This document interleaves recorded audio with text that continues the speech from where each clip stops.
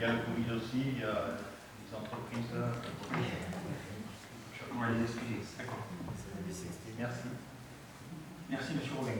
Alors, les questions diverses à Saint-Paul-Autorise. Monsieur Scapin? Oui. Alors, on n'a pas voté, quoi.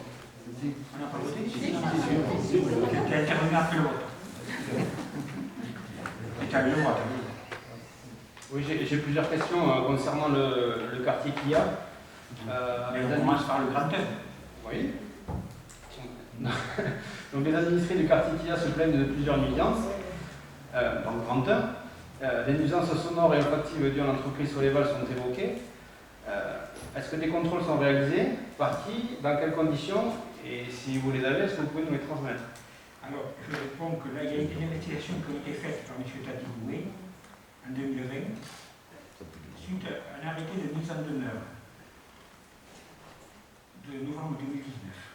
Il devait réaliser des mesures olfactives, il devait réaliser les travaux d'étanchéité des sas, et il devait mettre sur pied un observatoire permanent des odeurs. Et donc, M. Tati Boué m'avait dit qu'il allait se renseigner pour savoir s'il avait des réponses. Il ne les a pas fait passer encore, mais nous allons nous renseigner pour le suivi de ce dossier et ferons parvenir les résultats à tous les conseillers dès que nous les aurons. Ok, merci. J'insiste aussi sur les nuisances sonores, que vous n'évoquez pas, voilà, mais qui sont importantes, à proximité. Deuxième point, il semblerait que certains automobilistes utilisent le chemin de Kia pour éviter les ralentissements sur la route de Toulouse le soir aux heures de pointe. Donc ils rentrent au niveau de Aldi maintenant et ils sortiraient au niveau de Lidl pour éviter. Non, c'est pas possible. Le Lidl, il ne peut pas tourner à gauche. Ils tournent à droite, si, ça se fait. On tourne à droite et on. Mais alors, il faut attendre que la circulation passe. Oh, ça se fait, monsieur. Non, mais je doute là-dessus. Surtout qu'en plus, il bénéficie à ce moment-là de deux gros ralentisseurs sur le chemin de Kia, plus deux autres qui sont plus loin encore. Et franchement, je ne vois pas trop l'intérêt. Je crois que s'ils l'ont fait une fois, ils ne vont pas le faire deux fois. Je vous transmets ces informations. Donc, d'autant plus que ces déviations s'effectuent aux mêmes heures que celles des collégiens qui sont donc, autour de leur journée. Et ensuite, et d'autant plus donc, les trottoirs ne sont pas continus sur ce secteur. Et j'en profite, je rajoute une petite question, une petite remarque à l'attention de M. Robin. Il semblerait aussi qu'il y ait un éclairage qui soit défectueux localement, c'est juste pour... c'est l'année rapide qui est... Voilà. On sait très bien que les... Voilà, non, c'est juste changer de lampe pour laisser pas remettre des... Non, c'est pas changer des ampoules, il y a une procédure rapide, excusez-moi, et avec le remplacement qu'il y a et sur l'ensemble des éclairages qui sont vétustes. Donc, ça part de la nouvelle gendarmerie jusqu'au carrefour. Là aussi, on a une procédure rapide, mais je vais vous le retrouver. Mais bon, voilà. Et on a aussi un problème, tangonnier, c'est le chemin de Kia, avec un amorçage qui se fait entre de l'éclairage, enfin des câbles d'éclairage public qui sont à nu, qu'on va changer, qu'on va mettre du tourseté. Et là, on a un souci plus grave, c'est que ça amorce sur les poteaux télécom. Donc là aussi, il y a des travaux qui vont être faits, mais très rapidement, parce que là, on a de l'amorçage. Okay. Donc c'est pas une volonté de laisser dans le noir qu'il y a, c'est que... Non, mais je n'en doute pas, on a des remplacements, on a vraiment beaucoup de matériel vétuste avec des travaux qui depuis des années n'avaient pas été faits et on relance toute la rénovation. Ça passe aussi par le SDEC, on est obligé de passer par eux et le temps que ça... Je vous en informe, d'autant plus qu'on sait que statistiquement les accidents de piétons et de cyclistes sont fréquents au changement d'horaire et là on y arrive. Ensuite, le troisième point sur Kia et qui peut déborder un peu sur la zone de la ligne, c'est qu'on constate qu'il y a souvent des chauffeurs de poids lourds qui stationnent le soir et les week-ends en attendant d'effectuer leur livraison ou leur retrait sur les entreprises de la zone. Et parce qu'ils stationnent un peu n'importe où, là où ils peuvent. Donc, en fait, ils n'ont pas de parking dédié. Donc, est-ce que vous comptez faire quelque chose à ce sujet? Alors là-dessus, franchement, je vous rappelle quand même que ces poids lourds stationner un temps sur ce qui est l'ancienne équipe a choisi de faire à l'ère de covoiturage. Je suis tout à fait favorable à ça, mais on savait déjà à ce moment-là qu'on n'avait rien pour les poids lourds, et c'est quand même une compétence de la communauté de communes.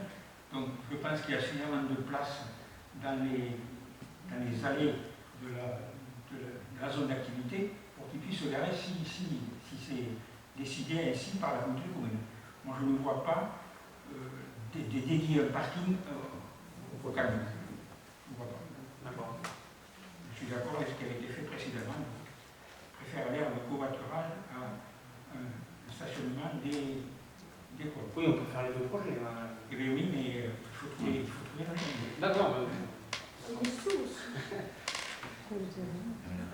Ensuite, le quatrième point, donc lors du conseil municipal du 14 avril 2021, Réseau 31 nous a exposé le projet d'usine de méthanisation. Une phase je suis désolé d'y revenir. Une phase de concertation devait être engagée. Est-ce que vous pouvez nous dire où on en est? Est-ce que vous pouvez, M. Scapel, nous dire si vous avez participé à cette concertation? Est-ce que vous avez été dans l'interrogé? Oui, j'ai été interrogé. Donc vous pensez que la concertation a commencé? Oui. Est-ce que vous avez été d'accord? Et quand vous dites qu'une phase de concertation devait être engagée, ce n'est pas très honnête. C'était le cas le 14 avril. Elle a été engagée. Répondez ça, c'est local, donc je vous laisse répondre. Où en est-on? Où en est-on donc, si je pose la question, c'est pas que pour Patrice Scapin, c'est pour tous les administrés. Vous pouvez renseigner les gens qui vous interrogent, dire effectivement, la concertation est engagée, j'ai même été interviewé. C'est ce que je fais aux gens qui me sollicitent à ce sujet. Voilà. Par contre, je ne sais pas si l'ensemble de la population a été informée. Et est-ce que vous avez fait un sondage ou des réunions de quartier, ou est-ce que quelque chose a été fait à ce sujet? Vous êtes comme moi représentante effectivement au comité syndical, donc à la commission territoriale de Réseau 31. Et on avait d'ailleurs eu ici aussi en conseil municipal une présentation des phases de concertation. Donc je vais vous les rappeler. Donc il y avait effectivement en premier lieu une enquête téléphonique qui a été réalisée auprès d'un certain nombre de personnes, des personnes qui ont été choisies au hasard dans le quartier, des personnes aussi qui avaient manifesté leur intérêt pour répondre à ce questionnaire, ce qui est votre cas, et ensuite d'autres personnes qui avaient été repérées comme pouvant avoir un avis intéressant. Il avait été dit aussi à cette commission territoriale que suite à cette première phase de concertation, après analyse du bureau d'études, la chargée de la concertation, il y aurait ensuite soit des réunions, donc des réunions effectivement pendant la période estivale, pas forcément propice. Donc Réseau 31 organisera effectivement dans le courant de l'automne la deuxième phase de concertation, qui a bien commencé par cette phase de questionnaire téléphonique. Et donc dans cette deuxième phase, il y aura une réunion de quartier. Oui, alors voilà, le format, si vous voulez, aujourd'hui, va être affiné en lien avec les élus pour savoir effectivement est-ce qu'il y a d'abord une approche sur le quartier, après une approche un peu plus globale à l'échelle de la ville. Ça ne s'est pas encore tranché. Le bureau d'études qui réalise la concertation pour Réseau 31 n'a pas encore remis ses propositions pour la deuxième phase. Okay. Et vous savez combien de personnes ont été interrogées ou pas du tout? On demandera une centaine, je crois. Déjà pas mal. Pour qu'il y a. Concernant la rue Étienne-Villiers, donc vous expérimentez un aménagement sécuritaire depuis plusieurs mois. Donc je suppose qu'il vise à limiter les vitesses. Et ma question est la suivante, est-ce que les vitesses ont diminué? Et quand est-ce que vous allez mettre fin à l'expérimentation? Et qu'est-ce que vous allez réaliser? Oui, alors là-dessus, simplement ce que je peux dire, c'est qu'il y avait une instruction de quartier qui s'était montée, qui est très satisfaite de la réduction. Je trouve que la vitesse a été réduite. C'est l'opinion des personnes qui habitent la rue Étienne-Villiers. Après, Patrick, est-ce que tu peux préciser un peu ce qu'on va faire? Alors, comme vous avez pu le constater, donc, les chicanes, on les a déjà modifiées en fonction des désirata des riverains. Et donc là, à première vue, ça serait définitif, à échouer après. Et donc on le fera, la validation se fera quand on réunira la commission de circulation. Voilà. D'accord. Et me permettre de compléter, c'est l'engagement qui avait été pris en fait avec la commission circulation Effectivement, ça remonte un petit peu puisque c'était avant les dernières élections municipales. Et effectivement, elle n'a pas pu se réunir comme les autres commissions pendant l'année qui vient de passer. L'engagement avait été pris de se réadapter en fonction des retours des riverains, puisque l'objectif principal n'était pas forcément que ça plaise à tous les autres riverains, mais que plutôt ça permette sur cette rue qui est quand même assez dangereuse, justement, de permettre de régler la question de la vitesse. On ne travaille pas dans l'intérêt général des autres riverains, on travaille que sur le local? Non, on travaille pour réduire la vitesse dans une rue, mais du coup, effectivement, il y a certaines personnes qui ne sont pas forcément satisfaites quand on met en place des plateaux ralentisseurs, quand on met en place des modérations de vitesse. Et si vous demandiez l'avis à tout le monde, je pense qu'à chaque fois, vous auriez l'accord des gens du quartier et le désaccord de ceux qui passent par là juste pour aller au travail. D'accord. Et donc vous dites que les vitesses ont été sont ressenties comme étant diminuées, mais est-ce qu'on a fait des mesures de ces vitesses avant? Est-ce qu'on en fait pendant? Je n'ai vu aucun appareil de mesure. Donc c'est que des vitesses qui sont subjectives. Donc Oui, c'est aussi subjectif que ceux qui trouvent que les gens ont trop vite, c'est pareil. C'est vrai que c'est subjectif. Mais quand même, c'est le retour des gens qui habitent là, on peut leur faire confiance. D'accord. Ok.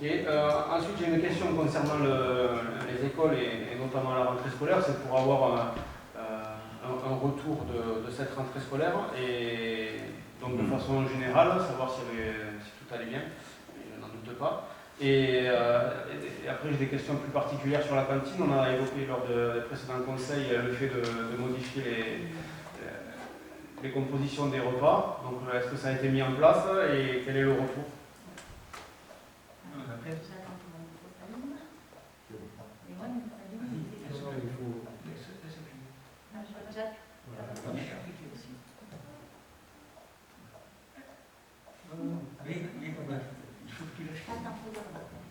Si vous permettez, monsieur le maire, ça va être très rapide. Alors, en fait, non mais c'est bon, merci. Au niveau de la rentrée, donc c'est vrai que nous avions fait tellement de rentrées sur l'année précédente que là, en fait, nous avons anticipé.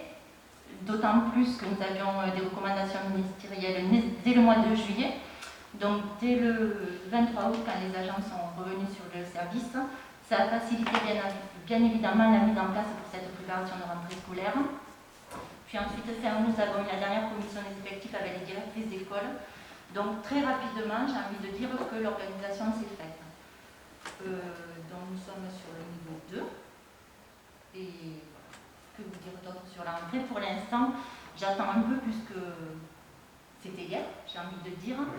Donc nous attendons un petit mois pour faire un retour, sachant que dès la semaine d'après, le DGS et le DST sont allés sur les écoles rencontrer les directrices et il est prévu une rencontre dans un mois avec celle-ci et moi-même. Et concernant la cantine? Concernant la cantine, donc effectivement nous sommes passés depuis le 2 septembre aux 5 composantes. Donc j'ai eu un retour alors je ne sais pas si je peux dire président, mais du représentant du collectif Bien Manger, qui me dit qu'a priori il n'y a pas de remontée pour l'instant, mais effectivement ça encore assez proche de la rentrée. Et il y a une commission restauration qui est prévue le 30 septembre, donc j'espère avoir plus de retours, et notamment lors des premiers conseils d'école. Voilà. À titre informatif, nous aurons une commission des affaires scolaires probablement mi-octobre, où évidemment nous aurons un peu plus de données à vous remonter. Merci. Et enfin, quatrième question concernant le lycée. Donc le lycée est annoncé pour 2025. Donc on a délibéré le 27 janvier sur cet achat, sur l'achat du terrain, pardon. Donc est-ce que le terrain est acheté actuellement? Et d'autre part, est-ce qu'on a reçu la notification officielle de la région sur l'implantation du lycée? Alors, le terrain est acheté depuis début septembre, donc nous sommes propriétaires du terrain et du pigonnier d'ailleurs, depuis. Sur les la notification officielle, vous avez déjà vu le document la dernière fois, mais je me suis penché sur le budget 2021 de la région Occitanie. Donc, dans le chapitre les constructions de nouveaux lycées, il est indiqué par ailleurs les études environnementales, géotechniques et de programmation seront lancées dès 2021 concernant la construction d'un nouveau lycée à Haute-Rive qui sera, comme tous les autres lycées neufs, à énergie positive. Voilà ce qui est écrit donc dans le budget 2021 de la région Occitanie. Je crois qu'il va falloir que vous arrêtiez de douter du lycée. Très bien, merci. Madame Carrière-Leroux. Alors, pourquoi j'ai... Pardon, excusez-moi.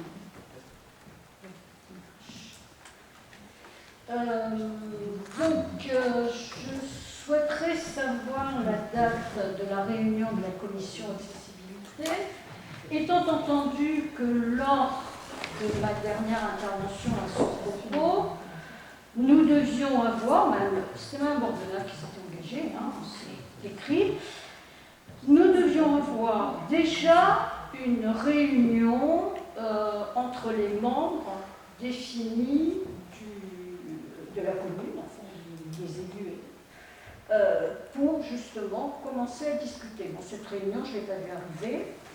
Je ne vois toujours pas arriver de date de réunion, donc je rappelle qu'elle doit se réunir obligatoirement une fois par an, qu'en 2020, il n'y a eu aucune réunion et qu'en 2021, à ce jour, aucune date de réunion n'est prévue. Mais peut-être ce soir, Benjamin, on a la surprise de savoir qu'une prochaine date est prévue. Vous n'avez pas besoin de regarder votre boîte mail comme ça, directement. Mais monsieur le maire, je regarde ma boîte mail. Écoutez, là-dessus... Eh bien, là-dessus, c'est ex-aequo. Là, ok. Non, mais je ne suis pas plus fautive que vous. Il y a des choses que j'ai du mal à vous pardonner, vous voyez. Ah, mais c'est pas grave. Les écrits, franchement, qui m'ont bien blessé. Désolée. Et qu'on peut dire qu'ils n'étaient pas justifiés. Hein? Ah, je ne sais pas. Vous avez été convié, comme tout le monde, par le mail de tous. Il a été envoyé de mon secrétariat, comme tous les autres. Je n'ai pas eu l'invitation, point final. Vous n'avez pas eu l'invitation parce que vous n'avez pas su lire votre boîte mail. Pardon, monsieur, attendez, vous n'allez quand même pas me faire cette remarque avec... Parce que votre mail, elle marchait très bien. Je peux facile de vous envoyer quelque chose, oui, c'est arrivé. C'était la même boîte avec les mêmes choses. Et pourquoi elle ne serait pas ça? Ça peut arriver un bug. Je suis désolée. Ça peut arriver un bug, mais il ne faut pas nous accuser de ce bug. C'est ça que je vous reproche, nous accuser de ce bug. Écoutez. Dans la réunion de la commission activité aura lieu le 25 octobre et vous êtes invité. Ben, je n'en doute pas, monsieur le maire. On passe à la deuxième. Alors, la deuxième question. C'était au sujet d'avoir la mise à disposition d'un local pour les élus de l'opposition. Alors, suite donc au réaménagement des services annexes, nous allons pouvoir libérer une salle donc, qui vous sera dédiée aux élus de l'opposition dans la salle de rez-de-chaussée du centre culturel, actuellement appelée Ancien Combattant. Et vous aurez donc un ordinateur et un téléphone. Et vous entendrez entre vous pour vous partager le local. Et on l'aura quand? Au 1er octobre. 1er octobre. Pour mémoire, c'est celle qui est à côté des pompiers? Oui. Ça? Merci. Et la troisième question, pardon, sous la dernière mandature de M. Bastiani, il avait été mis à disposition des élus de l'opposition une banette pour les courriers éventuels et invitations des élus. Alors, à ce jour, on avait ça. J'ai croisé l'opposition qui allait chercher à ce moment-là dans ces bannettes. Hein, voilà. Donc, remettre une banette dans la salle. Mais je ne sais pas où vous voulez la mettre, ça peu importe. Je réponds pas. Hein, pardon? Laissez-moi répondre. Je vous laisse répondre, monsieur le maire. Ne me dites pas, je vous laisse répondre. Laissez-moi répondre simplement, sans en rajouter. Je dis rien. Donc, vous aurez une manette dans la salle de rez-de-chaussée qui sert aussi pour les associations. Qui se trouve donc à droite en entrant avant les ressources humaines. Mais s'il n'y a pas d'autres questions, donc on va clore le conseil. Monsieur Oliveira, vous n'avez pas posé de questions. Non, mais ce n'est pas une question. C'était juste pour répondre à monsieur Scapin pour l'histoire des camions dans le chemin qu'il y a, parce que j'y habite, donc je suis bien placé pour savoir, il n'y a pas des camions, mais 2 camions. Un qui stationne sur la haie où c'est qu'il y a France Gras, ce qu'on appelait France Gras avant, hein, et un autre dans la rue où il y a un réca peinture. Celui-là est beaucoup plus dangereux, par contre, parce que des fois on ne le voit pas, surtout en pleine nuit. Mais il y en a aussi à d'autres endroits, que vous connaissez, devant les établissements de Syrie. Voilà, c'est tout. D'accord, merci. Prochain conseil. Le 21 octobre. 4 jours avant la réunion. On vous rappellera si jamais. C'est le jeudi, hein? Ah, c'est un jeudi.